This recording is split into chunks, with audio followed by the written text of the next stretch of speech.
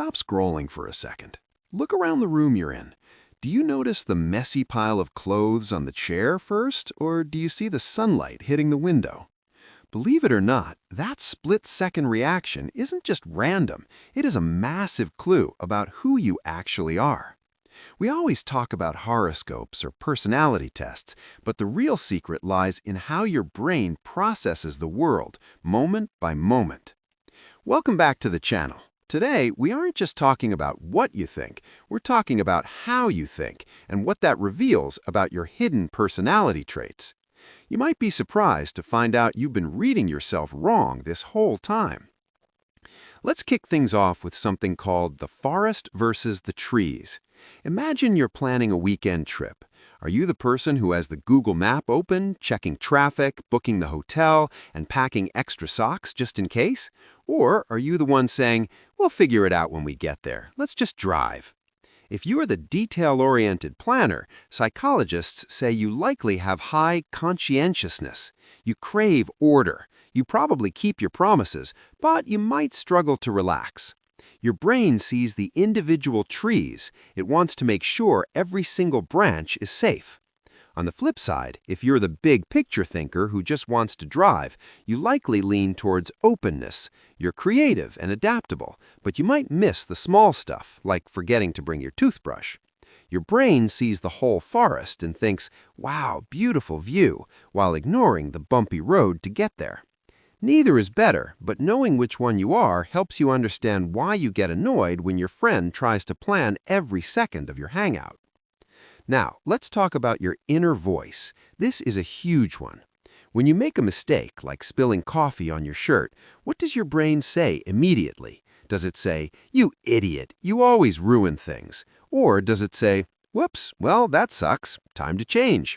If your inner voice is a harsh critic, you might be a perfectionist. You likely have high standards for yourself and others.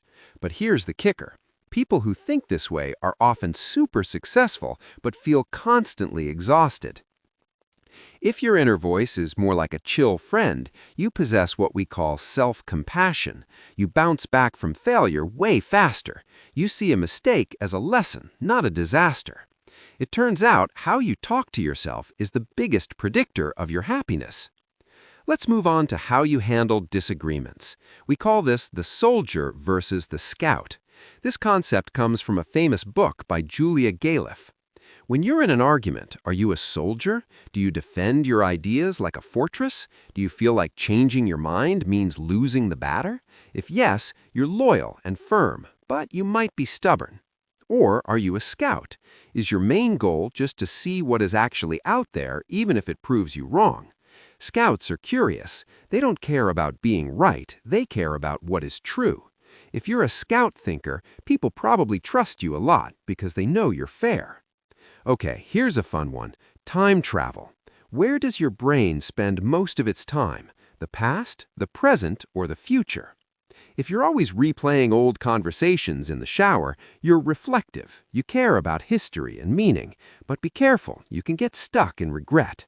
If you're always dreaming about next year, you're a visionary. You're ambitious, but you might feel anxious because you're never actually here. And if you're always in the moment, purely focusing on the now, you're the life of the party. You're spontaneous, but let's be real, you probably have some overdue bills you forgot about. So, why does this matter? Because once you spot these patterns, like realizing you're a soldier when you argue or a future thinker when you worry, you can actually hack your personality. You can catch yourself and say, hey, I'm looking at the trees too much. Let's look at the forest. Being aware of your thinking style is a superpower. It stops you from running on autopilot. I want to know about you guys. Drop a comment below. Are you a planner or a winger? Do you live in the past or the future? Let's chat in the comments. If you enjoyed this video, smash that like button and subscribe for more deep dives into your mind. See you in the next one.